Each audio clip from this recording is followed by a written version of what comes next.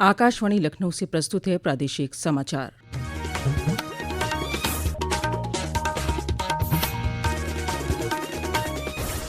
पहले मुख्य समाचार। अयोध्या की मिल्कीपुर विधानसभा सीट पर उपचुनाव में भाजपा प्रत्याशी चंद्रभानु पासवान ने दर्ज की बड़ी जीत। दिल्ली में भी भारतीय जनता पार्टी को मिला भारी बहुमत। प्रयागराज में महाकुंभ में बड़ी संख्या में श्रद्धालुओं के पहुंचने का सिलसिला जारी। मध्य प्रदेश के मुख्यमंत्री डॉक्टर मोहन यादव और राजस्थान के मुख्यमंत्री भजनलाल शर्मा ने आज त्रिवेणी में किया पवित्र स्नान। केंद्रीय संस्कृति और पर्यटन मंत्री गजेंद्र सिंह शेखावत ने आज नोएडा में भारतीय कला इतिहास कांग्रेस के 32वें सत्र का किया उद्घाटन। कहा, हमारे महाकाव्यों ने देश और दुनिया को सिखाई जीने की कला। और 38वें राष्ट्रीय खेलों में प्रदेश के खिलाड़ियों का उत्कृष्ट प्रदर्शन जारी। 26 पदकों के साथ राज्य 11वें पायदान पर।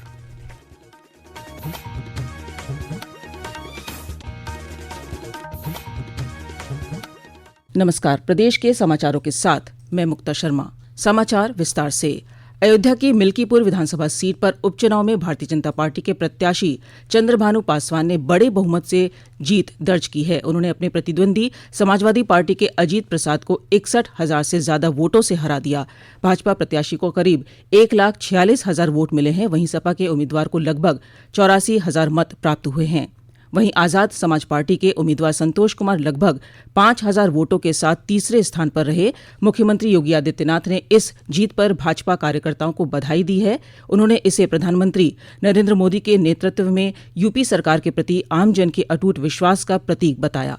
अयोध्या का ये परिणाम लगभग 61,000 वोट से भारतीय जनता पार्टी के चंद्रभानु पासवान की विजय इस बात को प्रमाणित करती है कि जनता जनार्दन का विश्वास डबल इंजन की भारतीय जनता पार्टी सरकार और प्रधानमंत्री मोदी जी के नेतृत्व में है। मैं चंद्रभानु पासवान के विजयी होने पर भारतीय जनता पार्टी और सहयोगी दलों के सभी पदाधिकारियों को, अयोध्या के मिल्कीपुर विधानसभा के सभी कार्यकर्ताओं का हृदय से अभिनंदन करता हूँ और उन्हें इस बात के लिए आश्वस्त करता हूँ कि जिस विश्वास के साथ उन्होंने डबल इंजन की भारतीय जनता पार्टी पर विश्वास जताया है, उनकी आशा और अपेक्षाओं पर ये डबल इंजन की भारतीय जनता पार्टी सरकार खरा उतरेगी। नतीजे आने के बाद भाजपा प्रत्याशी ने ढोल नगाड़ों के बीच मतगणना स्थल पहुंचकर प्रमाण पत्र प्राप्त किया। इस मौके पर श्री पासवान ने कहा कि ये प्रधानमंत्री नरेंद्र मोदी और मुख्यमंत्री योगी आदित्यनाथ की जीत है। उन्होंने कहा कि अब मिल्कीपुर की जनता के विकास के लिए काम करना है।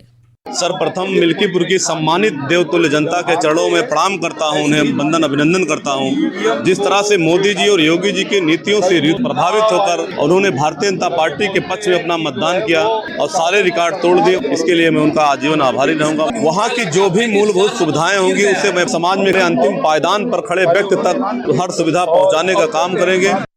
मुख्यमंत्री योगी आदित्यनाथ ने दिल्ली विधानसभा चुनाव में भाजपा को मिली जीत के लिए पार्टी पदाधिकारियों और कार्यकर्ताओं को बधाई दी है। भाजपा ने अब तक 70 में से 47 सीटों पर जीत हासिल कर ली है, वहीं एक सीट पर आगे चल रही है। मुख्यमंत्री ने 27 साल बाद दिल्ली में मिली जीत पर कहा कि ये विजय प्रधानमंत्री नरेंद्र मोदी के यशस्वी नेतृत्व और समग्र उत्थान को समर्पित नीतियों पर दिल्ली वासियों के विश्वास की मुहर है। आदरणीय प्रधानमंत्री श्री नरेंद्र मोदी जी के नेतृत्व में सेवा, सुरक्षा, सुशासन और लोक कल्याणकारी जो कार्य पिछले 11 वर्षों से निरंतर चल रहे हैं, उनकी विजय है। अब हमारा राष्ट्रीय राजधानी भी विकास, सुशासन और लोक कल्याणकारी योजनाओं का सही लाभ दिल्ली वासियों को प्रदान करने में सफल होगा। अब हम कह सकते हैं, मां यमुना के तट पर बसी हुई दिल्ली विकास का रसास्वादन करेगी और दिल्ली वासियों को सभी वेलफेयर स्कीम का लाभ प्राप्त हो पाएगा। प्रयागराज में दिव्य और भव्य महाकुंभ में आज शाम लगभग 1,22,00,000 श्रद्धालुओं ने संगम में डुबकी लगाई। इसी क्रम में आज मध्य प्रदेश के मुख्यमंत्री डॉक्टर मोहन यादव और राजस्थान के मुख्यमंत्री भजनलाल शर्मा ने परिवार के साथ त्रिवेणी में पवित्र स्नान किया। श्री यादव ने प्रदेश सरकार और मुख्यमंत्री योगी आदित्यनाथ को इस भव्य आयोजन की सफलता के लिए शुभकामनाएं दी। माँ गंगा, माँ यमुना की कृपा है, संगम का एक किनारा है। में तीर्थ प्रयागराज सब तीर्थों का राजा है। ऐसे में यहाँ कुंभ स्नान का जो आनंद है ये कई जन्मों के पुण्य के बाद रहता। तो मेरी अपनी ओर से मध्य प्रदेश वासियों को उनके सबकी बेहतरी के कल्याण के लिए, खास करके युवा मित्रों के लिए, बेरोजगारों के लिए रोजगार उपलब्ध हो, जीवन खुशहाल हो, सभी प्रकार की श्रेणियों के लोगों के लिए जीवन में मंगल ही मंगल हो। पूर्व केंद्रीय मंत्री और लोकसभा सांसद अनुराग ठाकुर ने भी त्रिवेणी में पवित्र स्नान किया। श्री ठाकुर ने खेल महाकुंभ में भी शिरकत की। उन्होंने कहा कि भारतीय पारंपरिक खेलों में अंतर्राष्ट्रीय खेल स्पर्धाओं में शामिल होने की क्षमता है। उन्होंने महाकुंभ को एकता का महाकुंभ बताया है। महाकुंभ मेला क्षेत्र से लौटने वाले श्रद्धालु और अखाड़े के साधु संत वाराणसी पहुंच रहे हैं। जूना अखाड़ा के हजारों नागा साधु कल काशी में प्रवेश करेंगे। इसको लेकर पुलिस और प्रशासनिक अधिकारी तैयारियां पूरी कर रहे हैं। नागा साधु सकुशल अपने अखाड़े की तरफ पहुंच जाएं, इसके लिए मार्गों को आरक्षित किया गया है। वाराणसी के पुलिस आयुक्त मोहित अग्रवाल ने बताया कि प्रशासन श्रद्धालुओं को साधु संतों के सुगम यातायात के लिए व्यापक इंतजाम कर रहा है। काशी विश्वनाथ मंदिर में दर्शन के लिए पहुंच रहे भक्तों की अधिक संख्या के मद्देनजर भी प्रशासन ने विशेष इंतजाम किए हैं। कल 9 तारीख को इनका बनारस में नगर प्रवेश हो रहा है। उसके लिए लगभग 2000 की संख्या में नागा साधु जूना अखाड़ा के यहाँ पर आएंगे। उसी के प्रोसेशन का पूरा इंतजाम आज सभी प्रशासनिक अधिकारी यहाँ पर देख रहे हैं। उसके लिए रूट निर्धारित किया जा रहा है और हम लोग ये निश्चित करेंगे कि रूट पर किसी भी तरह का व्यवधान उनको न मिले। साथ ही जो आम पब्लिक है उसको भी किसी तरह का दिक्कत न हो, इसलिए रूट डाइवर्जन की प्लानिंग की जा रही है। ये समाचार आप आकाशवाणी लखनऊ से सुन रहे हैं। ताज़ा समाचार जानने के लिए आप हमारी वेबसाइट newsonair.gov.in पर लॉगिन कर सकते हैं। इसके साथ ही आप प्रादेशिक समाचारों का ये बुलेटिन हमारे YouTube channel news on AIR Lucknow पर भी सुन सकते हैं। प्रादेशिक समाचारों के इस बुलेटिन में आपका फिर से स्वागत है। प्रधानमंत्री नरेंद्र मोदी की अध्यक्षता में कल हुई केंद्रीय मंत्रिमंडल की बैठक में कौशल भारत कार्यक्रम को 1 साल के लिए विस्तार दे दिया गया है। केंद्रीय सूचना और प्रसारण मंत्री अश्विनी वैष्णव ने बताया कि मांग संचालित कौशल विकास सरकार का फोकस है। आज स्किल इंडिया प्रोग्राम को 8,800 करोड़ रुपए नया अप्रूवल मिला है और इसमें बड़ा फोकस लाया गया है कि कन्वर्जेंस पे बहुत ध्यान हो, क्वालिटी पे बहुत ध्यान हो और इस तरह से हो कि जिससे कोऑर्डिनेशन बने विभिन्न सेक्टर्स में। बहुत ध्यान दिया गया कि डिमांड ड्रिवन स्किल डेवलपमेंट, क्योंकि ये बहुत ही इंपॉर्टेंट है हमारे समाज के लिए, हमारे नौजवानों के लिए, हमारी अर्थव्यवस्था के लिए, इकोनॉमी के लिए बहुत ज्यादा इंपॉर्टेंट है। इसमें जो सबसे बड़ा फ्लैगशिप प्रोग्राम है 6,000 करोड़ का, 8,800 करोड़ में से, वो है प्रधानमंत्री कौशल विकास योजना का वर्जन 4.0 आज जो अप्रूव हुआ है। केंद्रीय मंत्रिमंडल ने राष्ट्रीय सफाई कर्मचारी आयोग के कार्यकाल को 31 मार्च 2028 तक के लिए बढ़ाने को भी मंजूरी दे दी है। इससे सफाई कर्मचारियों के सामाजिक आर्थिक उत्थान में मदद मिलेगी। केंद्रीय संस्कृति और पर्यटन मंत्री गजेंद्र सिंह शेखावत ने आज नोएडा में भारतीय कला इतिहास कांग्रेस के 32वें सत्र का उद्घाटन किया।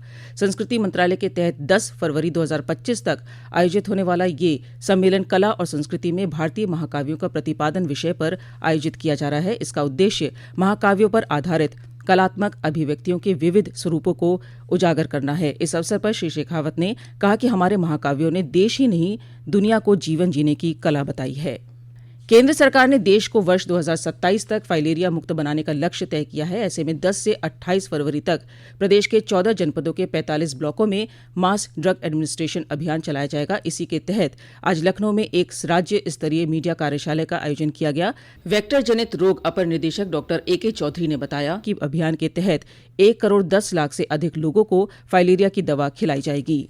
फाइलेरिया एक लाइलाज बीमारी है और इसको सिर्फ प्रिवेंट किया जा सकता है, इसका ट्रीट नहीं किया जा सकता। इसलिए फाइलेरिया को हम लोग इस बार जो है 14 जनपदों के 45 ब्लॉकों में फाइलेरिया रोधी दवाई खिलाने जा रहे हैं। प्रत्येक व्यक्ति को घर घर जाकर हमारी टीम दवाई खिलाएगी। हर व्यक्ति को दवाई खानी है। 1 साल से छोटे बच्चों को हम दवाई नहीं खिलाएंगे, जो भी गर्भवती माताएं होंगी उनको दवाई नहीं खिलाएंगे। तीसरा, जो गंभीर रोगी होगा उसको दवाई नहीं खिलाएंगे। 3 लोगों को छोड़कर हम 100% पॉपुलेशन को जो भी हमको घर पर मिलेगी या जो भी पात्र होगी उसको दवाई खिलाएंगे। उत्तराखंड में आयोजित 38वें राष्ट्रीय खेलों में 26 पदकों के साथ प्रदेश 11वें स्थान पर पहुंच गया है। राज्य के खिलाड़ियों ने दमदार प्रदर्शन करते हुए 9 स्वर्ण, 10 रजत और 7 कांस्य पदक हासिल किए हैं। कबड्डी, आर्चरी, ताइक्वांडो, वुशु और योगासन में प्रदेश ने स्वर्ण पदक जीते हैं, जबकि वेट लिफ्टिंग, वुशु, रोविंग, योगासन, बॉक्सिंग और आर्चरी में रजत पदक हासिल हुए हैं।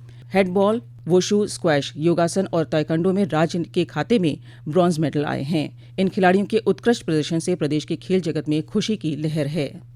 और अब अंत में मुख्य समाचार एक बार फिर। अयोध्या की मिल्कीपुर विधानसभा सीट पर उपचुनाव में भाजपा प्रत्याशी चंद्रभानु पासवान ने दर्ज की बड़ी जीत। दिल्ली में भी भारतीय जनता पार्टी को मिला भारी बहुमत। प्रयागराज में महाकुंभ में बड़ी संख्या में श्रद्धालुओं के पहुंचने का सिलसिला जारी। मध्य प्रदेश के मुख्यमंत्री डॉक्टर मोहन यादव और राजस्थान के मुख्यमंत्री भजन लाल शर्मा ने आज त्रिवेणी में किया पवित्र स्नान। केंद्रीय संस्कृति और पर्यटन मंत्री गजेंद्र सिंह शेखावत ने आज नोएडा में भारतीय कला इतिहास कांग्रेस के 32वें सत्र का किया उद्घाटन। कहा, हमारे महाकाव्यों ने देश और दुनिया को सिखाई जीने की कला। और 38वें राष्ट्रीय खेलों में प्रदेश के खिलाड़ियों का उत्कृष्ट प्रदर्शन जारी, 26 पदकों के साथ राज्य 11वें पायदान पर। इसी के साथ प्रादेशिक समाचारों का ये बुलेटिन अब समाप्त हुआ। अगला बुलेटिन रात 8 बजे FM पर प्रसारित किया जाएगा। नमस्कार।